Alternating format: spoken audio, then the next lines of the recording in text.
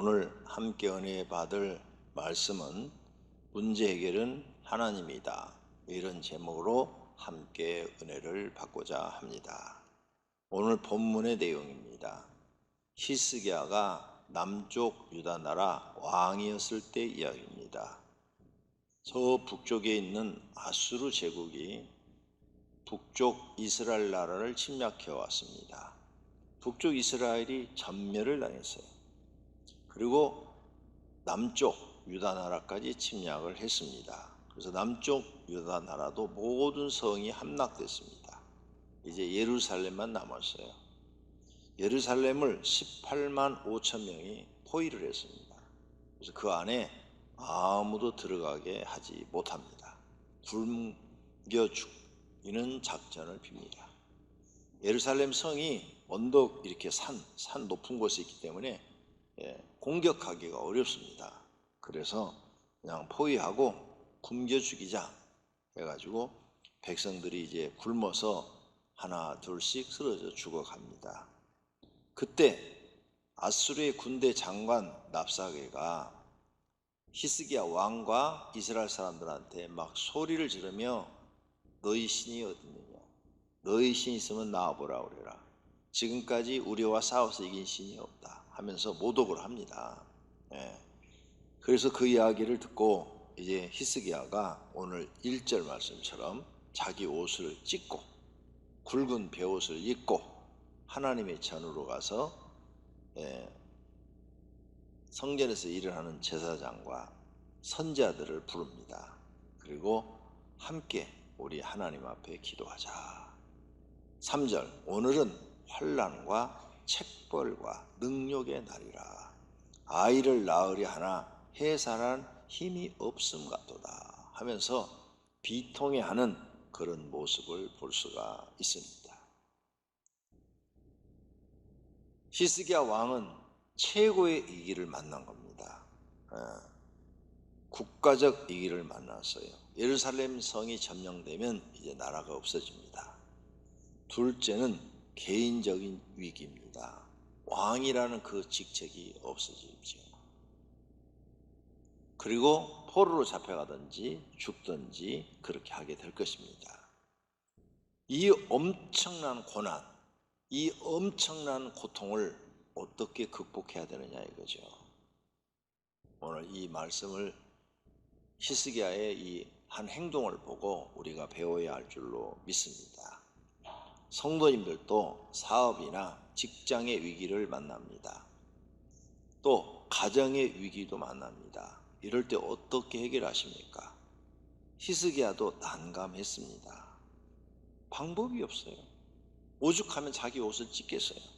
그리고 장례식 때 입는 굵은 베옷을 입고 하나님 앞으로 갔겠습니까? 성도들도 방법이 없어요.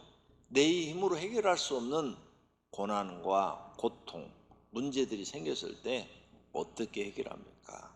오늘 첫째로 생각해 볼 것은 사람이 이렇게 해결할 수 없는 큰 문제를 만나면 어떻게 하는가 하는 것입니다. 보통 사람들은 다 좌절합니다. 낙심합니다. 아, 이젠 죽었구나. 이젠 죽는가 보다. 이젠 죽음의 시간만 기다려야 되는구나. 또 어떤 사람들은 죽음의 시간을 기다리기가 힘드니까 자살을 하기도 합니다. 그래서 너무 고통이 크면 자살을 하는 것입니다.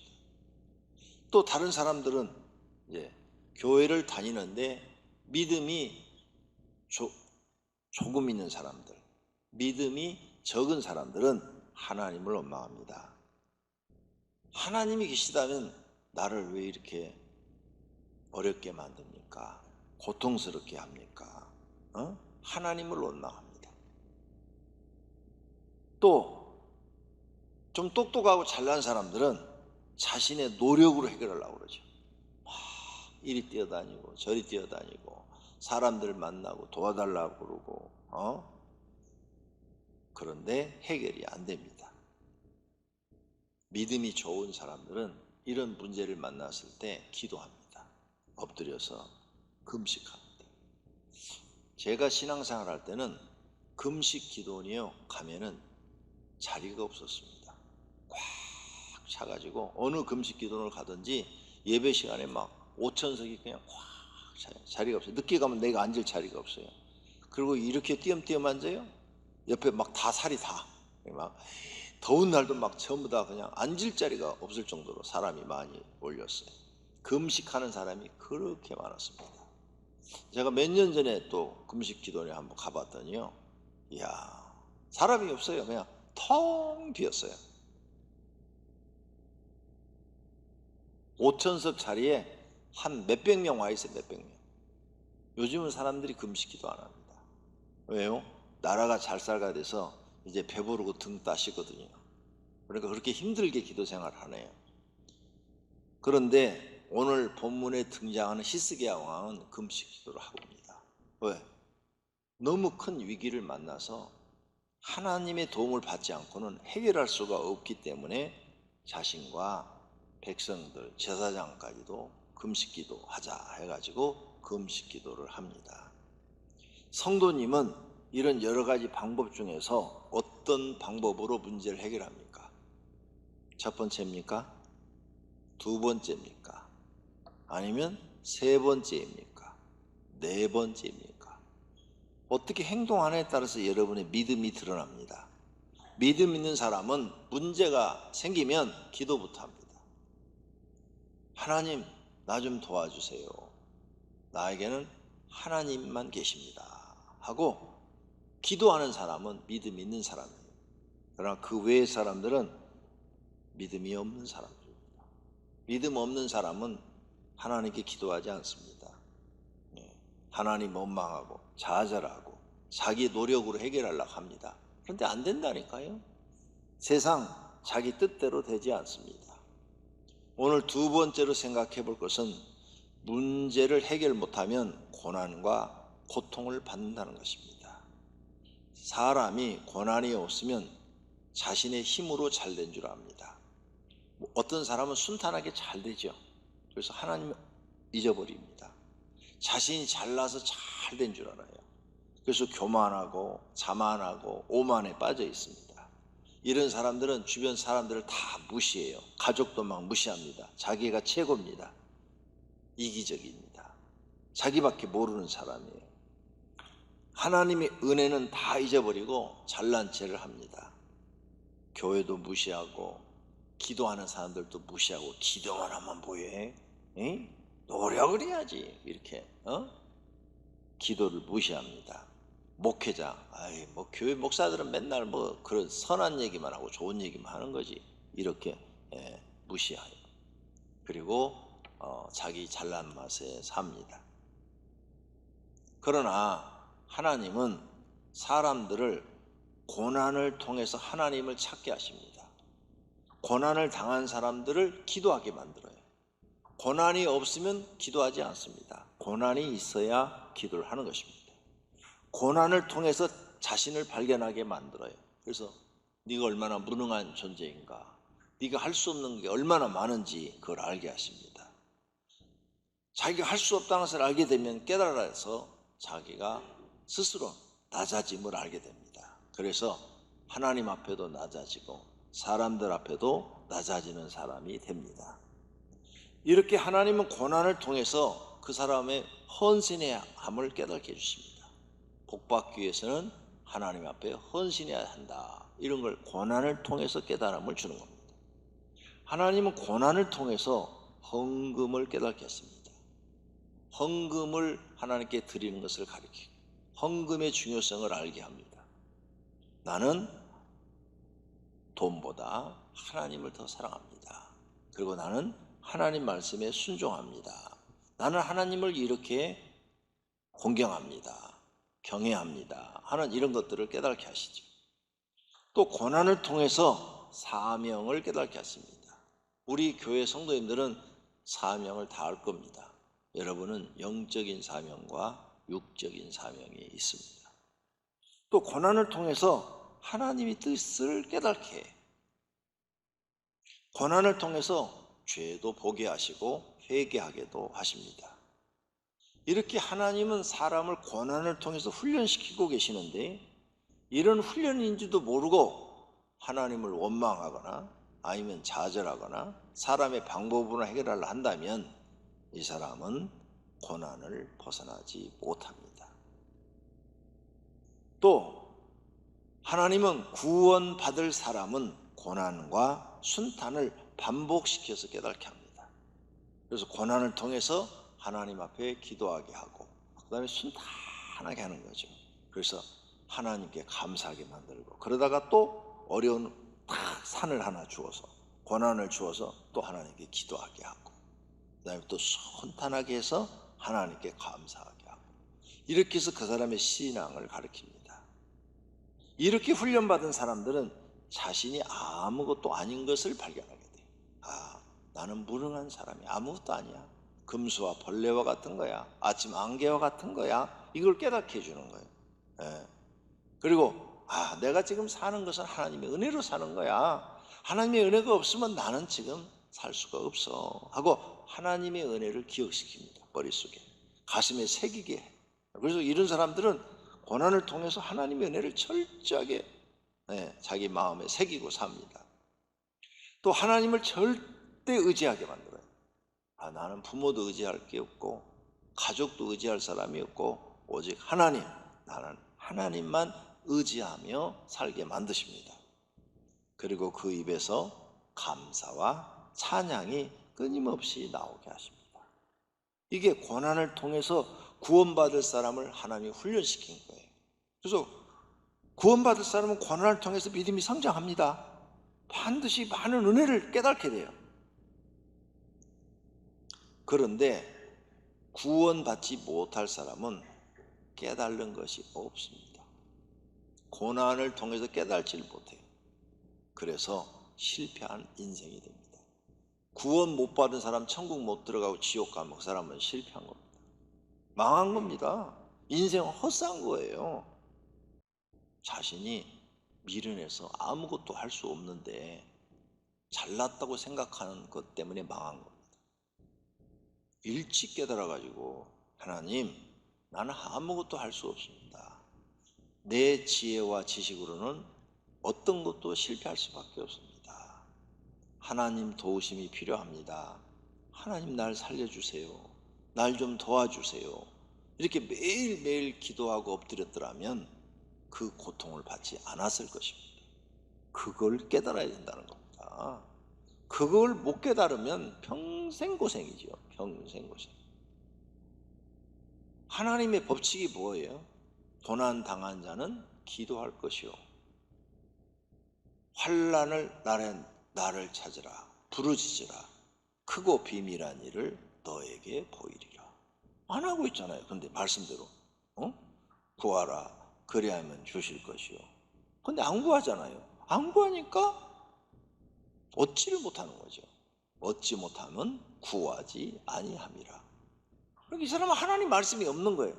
말씀이 마음속에 새겨져서 그 말씀대로 하나님 앞에 해야 되는데 안 하고 모든 일이 안 되니까 원망하고 불만 불평하고 신경질 부리고 짜증내고 좌절하고. 여러분 지금 고통 속에 있는데 남편 원망합니까? 여러분이 기도 안 해서 그래요. 아내 원망합니까? 여러분이 하나님 앞에 바로 서지 않아서 지금 그렇게 된 겁니다. 하나님 앞에 바로 서보세요. 깨닫고 바로 서서 바르게 신앙생활 해보세요. 하나님이 여러분을 도와주실 줄로 믿습니다. 정말이에요. 이걸 못 깨달으면 평생 고생이라니까요.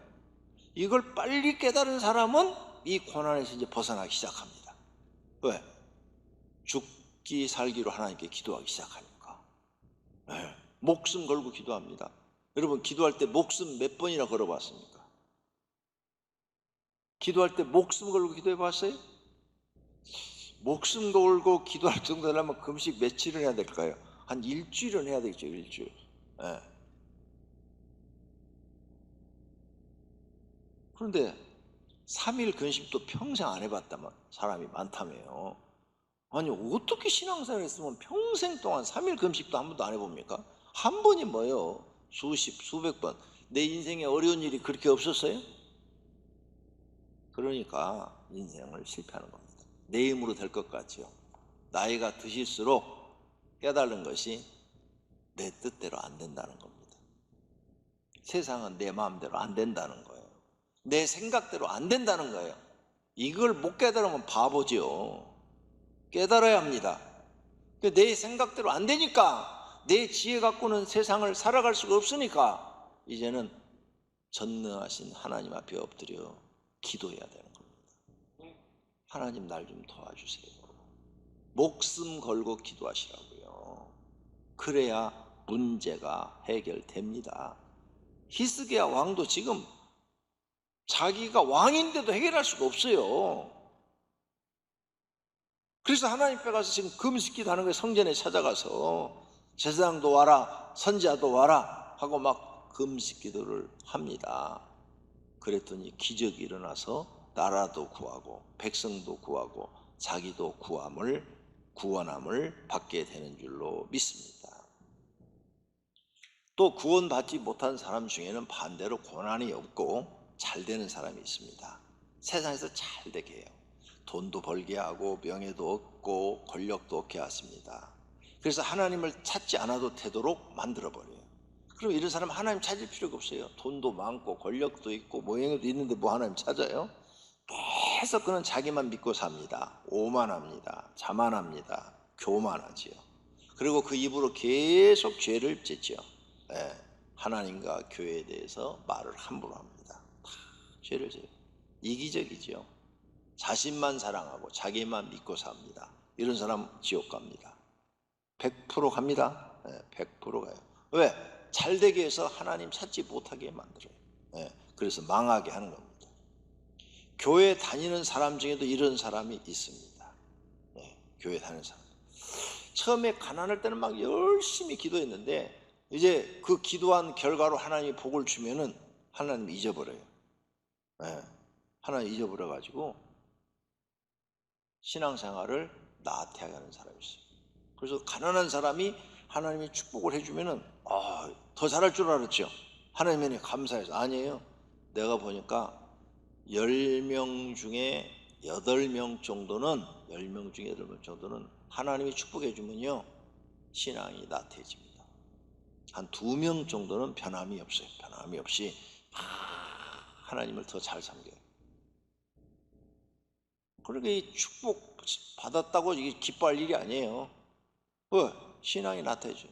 내가 우리 교인들 중에도 봤는데 가난할 때는 막 그렇게 막 금식도 하고 새벽 기도도 하고 막 그냥 그 피곤한데도 하나님만 찾고 그러더라고요.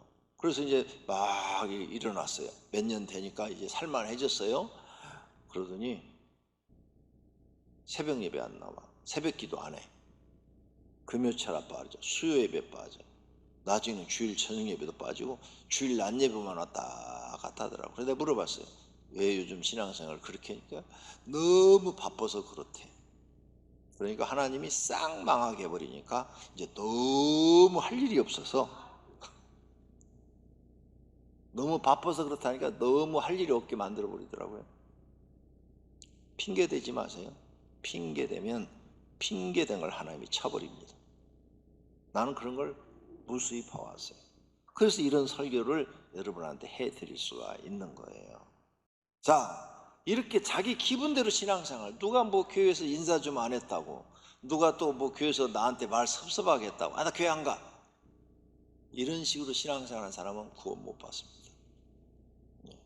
이런 사람은 또요, 모르고 이게 배우려는 자세가 없이 뭐 아는 척을 엄청나게, 나 성경도 많이 한다, 뭐 교회도 내가 뭐 20년, 30년을 다녔다 그러면서 다 아는 것처럼 얘기를 하는데 사실은 아무것도 모르는 사람입니다.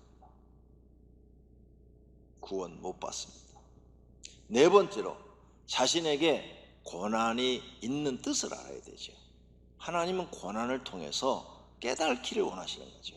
그 고난을 통해서 하나님 뜻이 무엇인지, 자기한테 무슨 하나님의 뜻이 계신지, 사명이 무엇인지, 헌신하는 것이 무엇인지, 헌금을 드리는 것이 무엇인지.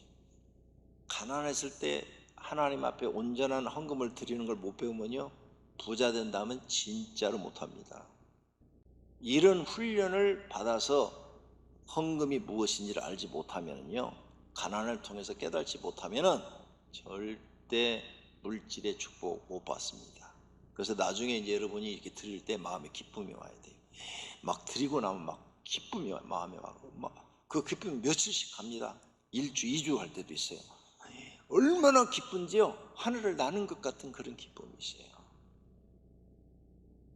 그런 사람들은 하나님께 드릴 때 막 기쁨이 막 샘솟듯 일어나는 사람은 물질의 축복을 받을 사람들입니다. 또 기도가 무엇인지 고난을 통해서 배우는 거예요. 고난을 통해서 헌금이 무엇인지 이런 걸 배우는 거예요. 이런 걸 배워야만이 여러분이 믿음, 합격, 하나님이 이제 내가 너를 이제 축복해도 되겠다 하고 축복을 해주시는 겁니다. 못 깨달은 사람이 복을 받으면 하나님을 잊어버리거나 배신하죠. 깨달지 못한 사람은 문제 해결도 못하고 고난도 못 벗어납니다. 그래서 하나님이 고난 속에 변화되어 새 사람이 되기를 원하십니다. 고난을 우리를 사람 만드는 용광로예요. 용광로. 많은 불순물을 갖다가 용광로에다 집어넣으면 샘물만 붉게 녹아가지고 밑으로 나오잖아요. 용광로예요. 그래서 이 고난을 통해서 우리는 많은 걸 배우고 깨달아야 됩니다. 그래서 하나님만 의지해야 돼요. 하나님의 은혜를 사모하는 믿음을 지켜내야 돼요. 하나님을 믿는 사람들은 고난이 길어지고 소망이 없으면 자꾸 더 하나님만 생각해야 돼요. 하나님, 내겐 하나님밖에 없어요. 하나님밖에 없어요. 이 고백이 막 절로 나오게 돼 있습니다. 복을 받아서 변질될 사람은 하나님 복을 주질 않아요. 하나님 그 사람 성품을 봅니다. 그러므로 여러분 고난 속에서 신앙생활 훈련을 잘 받아갖고 하나님 나를 한번 믿어보세요. 제가요 부자가 돼도 절대 안 변할게요. 지금처럼 겸손하고 낮아진 자세로 하나님께 충성하고 성도들한테 신앙의 본이 될게요. 나를 한번 테스트해 보세요. 이런 믿음이 있기를 바랍니다. 다들 복 받으면 변질된다니까요. 그래서 하나님은 성도들 어떤 사람들은 복을 안 줘요. 계속 가난 속에 넣는 가난 속에 그 사람은 가난해야 하나님만 붙잡고 살아요. 부자가 되면 하나님 잊어버리고 돈 붙잡고 살아요. 그럼 아웃되는 거야. 지옥 가는 거야. 그럴 바에는 가난하게 계속 살게 하셔야죠. 고난 속에 그냥 두는 거예요. 고난이 그 사람은 있어야 돼요. 있어야 신앙생활을 하는 거예요. 고난이 없으면 돈 생기면 술집 가고 카바레 가고 엉뚱한 짓 하고 돌아다니는데 그걸 어떻게 하나님 보겠어요? 자식이 타락하는데. 가난한 집 자식들도 사고 쳐서 감옥에 많이 가지만 부잣집 자식들은 더 큰 사고를 쳐가지고 감옥에 가는 것을 뉴스를 통해서 여러분이 듣고 계십니다. 고난 상태로 두어야 영원이라도 구원받을 사람들이 있습니다. 그러므로 나를 고치세요.